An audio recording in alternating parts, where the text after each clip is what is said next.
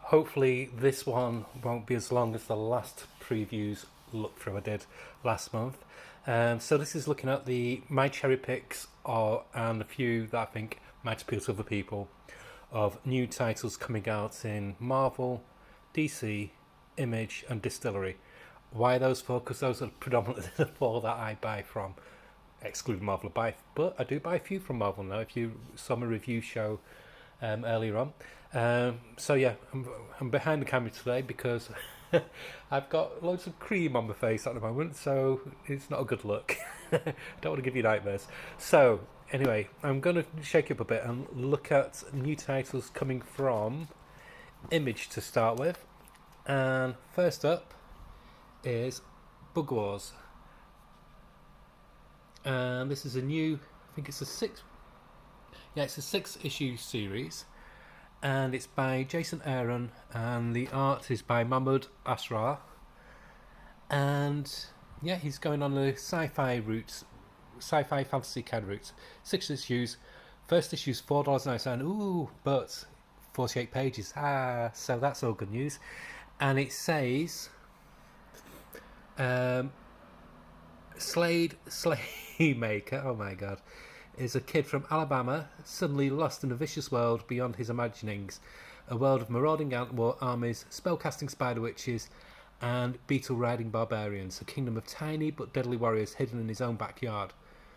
Interesting. So it's a bit like The Incredible Shrinking Man meets... There was a book... Oh, I'm such a geek. There was a book series years ago by Alan Dean Foster, the guy who wrote the novelisation of Star Wars. And I think it's called Spellcaster or something like that, where it's all about animals who were like wizards and warlocks and warriors and stuff. So could be intriguing. I am liking Jason Aaron now. He's kind of like gone freelance again, so I'm tempted with that one. One I am really tempted with is this. It looks like Image now doing like a distillery kind of format.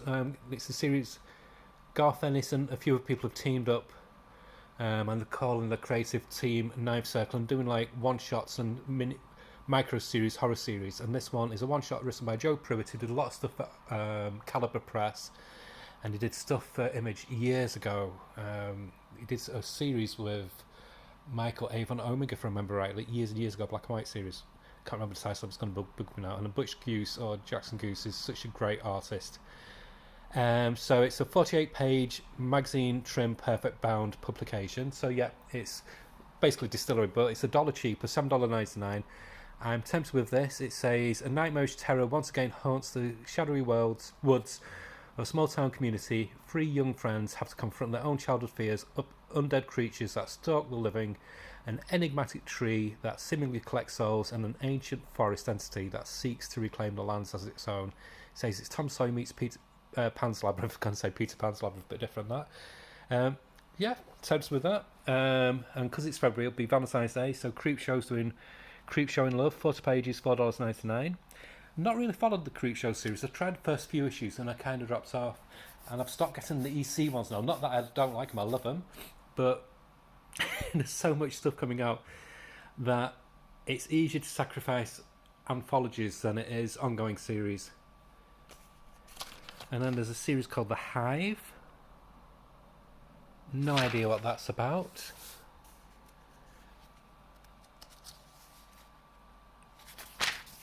And let's have a look.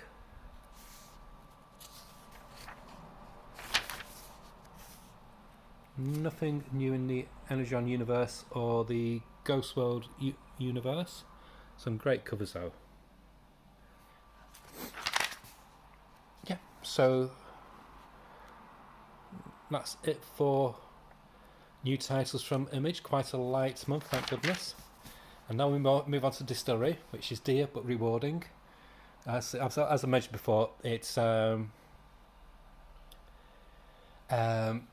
very European album format, so it ticks all the boxes for my sensibility. If you like stuff from Heavy Metal Magazine, it's got the same kind of feel. This is a new one by Ram V, and art by Joel Jones, who does gorgeous artwork. So this is called Through Red Windows, and it says, it's a modern horror story that will leave you guessing until the bitter end. It says, when ailing plutocrat Holland Roderick invites his young protege Athol Lal to live at Roderick Place in downtown Manhattan. What Athol believes to be his first step in the inner circle of the world's elite soon turns into a living nightmare. Athol discovers that Harlan and his illness are inextricably connected to the high rise, where secrets and monsters from both Harlan and Athol's own lives live behind each door. So that sounds quite interesting. It sounds like a mashup of J.G. Ballard and Stephen King. Ooh, look at me, old literary. So yeah, very tempted for that. I think there's preview pages. So these are the alternate covers. Here we go. It's got a preview of pages. He looks very much like Willem Dafoe.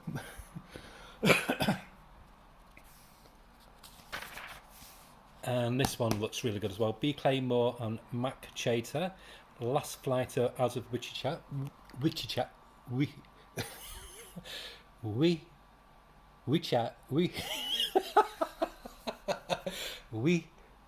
That. Last Flight Out of there. I'm not going to try it again.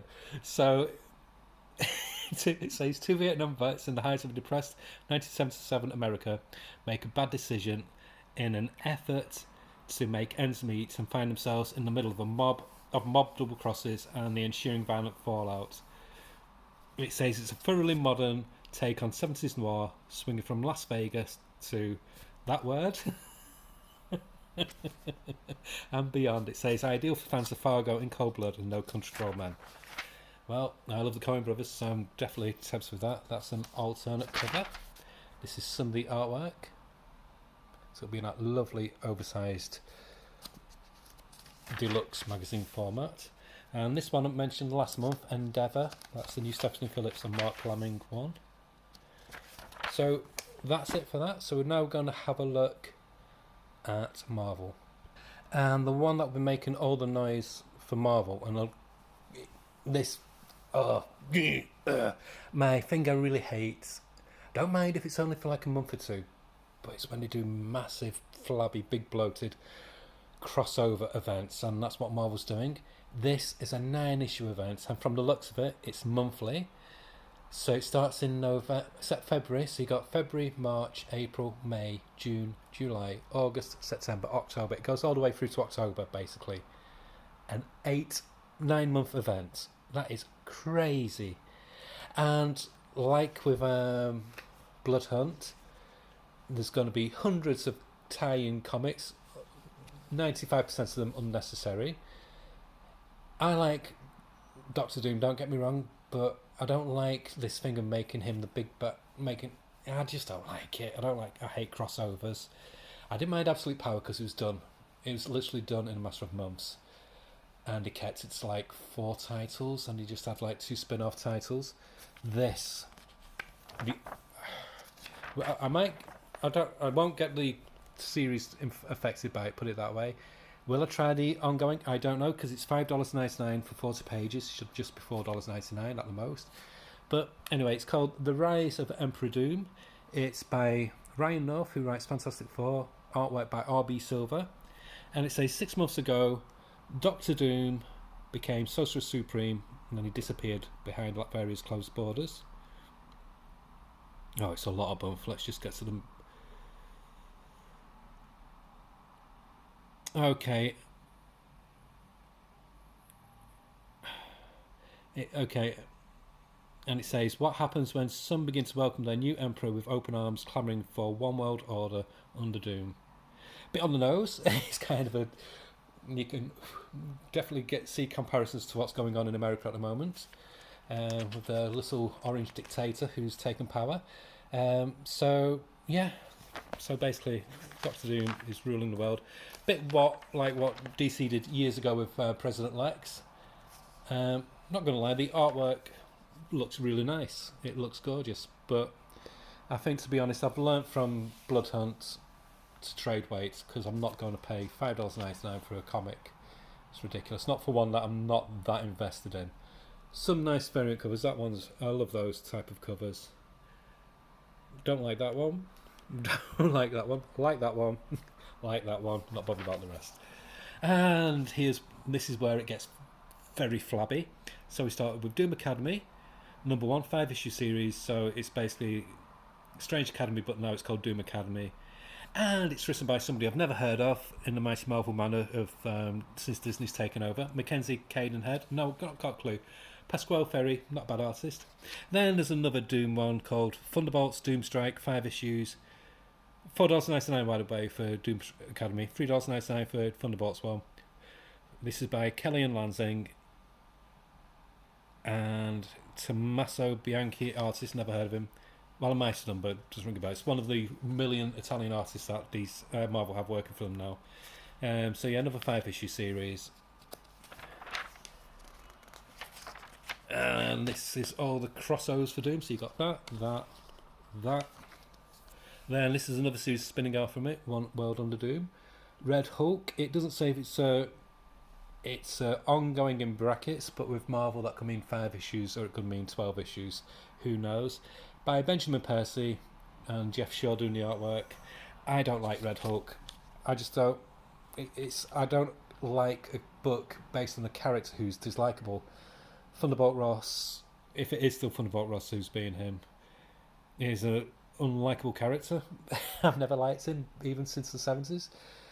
So, yeah, I just don't get the appeal. So, yeah. $4.99 for a regular size comic. And this one I might get, because I've got dipped my toes back into the X-Men world. But it's $4.99, so I don't know. I've got to be strict. But it's by two creators I like. So it's written by Joe Casey, Chris Cross, who used to do a lot of Milestone stuff. And Joe Casey's fantastic, and I do like that cover. But again, it's One World Under Doom, so I don't know. It says it's an extra size first issue. I don't know how Marvel do their extra size stuff. That could just mean an extra page. So it says together on the very own X team for the very first. Oh, forget it. There's too many X's in that. They're trying to be clever and it's not working. So it's basically like Extreme X-Men. And then we have a new Carnage, of course, because Eddie Brock now isn't Venom, so it obviously makes sense that it becomes Carnage. It doesn't make any sense whatsoever. Any love that I had for Venom and the all affiliated ties has gone out of the window. I love Al Ewing as a writer, but oh my god, he's made the Venom lore complicated. It's messy, it's flabby. No. And again, $4.99. And this is written by Charles Soule, who's a good writer, but I'm done. I'm over Venom. I'm over a lot of Spider-Man related stuff. And Jesus Saez, who's not a bad artist, $4.99. And then we've got Spider-Man, written by Justina Ireland, not got a clue who she is. Artwork by Andrea Bracado, not got a clue who they are. It's like 8 Deaths of Spider-Man. So it's an 8 Death series. Joe Kelly started writing it, and now somebody else is writing it. So what's going on, Marvel? This is meant to be your #1 comic, your flagship title, and you're getting not even B-list writers and artists on it. What's going on? So that's that. Anyway, what I'm doing with that, they're doing the point deaths issues again. No! Ugh. What I don't get, $4.99 for the regular comic, and the point issues are $3.99. So let's try and find a #1, because I'm just waffling and ranting here. So carrying on with the one-shots by Ms. Straczynski, Bernard doing the arse on this one, Captain America and Volstagg.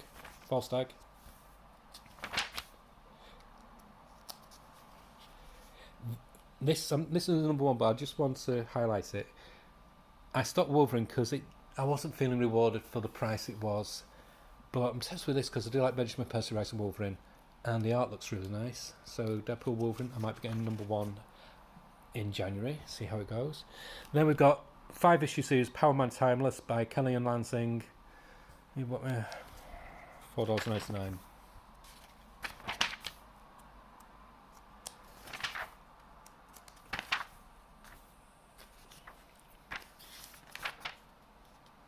I think that could be it. It's February basically is the launch of Doom and the billion titles that will be tying in with it.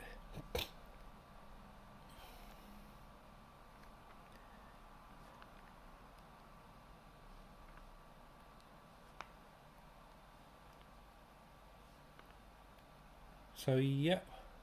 Oh, there's this. Darth Vader's shadow extends as a rise of First Order, so it's the legacy of Vader.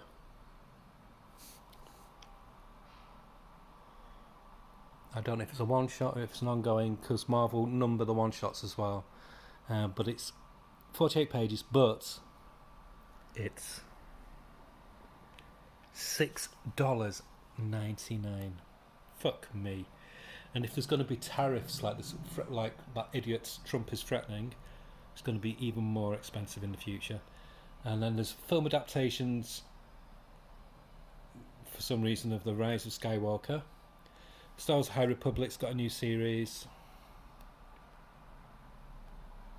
Yeah, that's it. So we'll now move on. Okay, so now moving on to DC. And the big title is there's a new 6-issue series of Zatanna by Jamal Campbell, who's not just illustrating it, he's writing it as well. And it's only $3.99. So let's just go. So these are the covers, and that's some of the. That's one of the covers.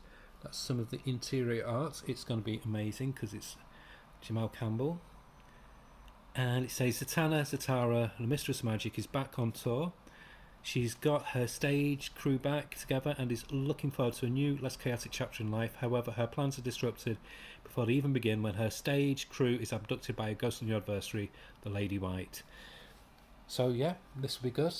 I don't know what Jamal Campbell's like as a writer, but this is definitely coming across as a passion project of his. I really enjoyed the Zatanna series written by Marika Tamaki recently, and the art by, I've forgotten who it was, but it was really good anyway.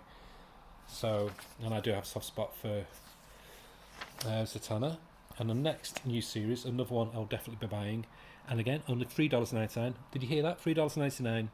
And oh my god, it's Green Lantern Corps. I love the Green Lantern Corps. I love a Green Lantern comic when it's got more than one Green Lantern in it. And it's written by Jeremy Adams and Morgan Hampson. Morgan Hampson I'm not familiar with, but Jeremy Adams doing solid work on the regular Green Lantern comic. So it says the Corps is back, and just in time for the deadly new Fractured Spectrum saga to kick into full gear. Join the newly formed Green Lantern Corps as they head out into the galaxy in order to stop Sorrow and his master from creating a power battery. I'm very, very excited for that. Really, really heavily invested in Green Lantern. Okay, and there's just one final new issue coming out. It's kind of like an interlude in the regular series of DC vs. Vampires. This is called DC vs. Vampires World War V, Darkness and Light #1. Just one of one. It's a one-shot, 40 pages, $4.99. Written by Matthew Rosenberg, art by Nicola that one and Daniel Bayliss. Says Wonder Woman, child of Themyscira turned vampire, and Alfred, butler of the Waynes turned Green Lantern. Their paths couldn't be any different, but for each a chance encounter will force them to re-examine what it means to survive in a world ruled by darkness. And it says he's looking at it from both sides, so that'll be good. I'm really enjoying that saga. Very, very. It's just a fun read. Best thing I've seen of vampires in comics in years. So that's it. I will do, hopefully later on, once I finish reading them comics, the second part of my haul and review. But I hope you enjoyed that. So that's your DC, your Marvel, and as I said, I am getting Marvel. I do get some Marvel now. I get Uncanny X-Men, Exceptional X-Men, and for the time being X-Men. And then you got previews as well. If you want to check out the other companies, buy it yourself. I'm not going to do an hour and a half video just looking at every company, but I hope that gives you a rough idea of like the big name companies. But there's lots of good stuff out there. So okay, bye, until later, bye bye.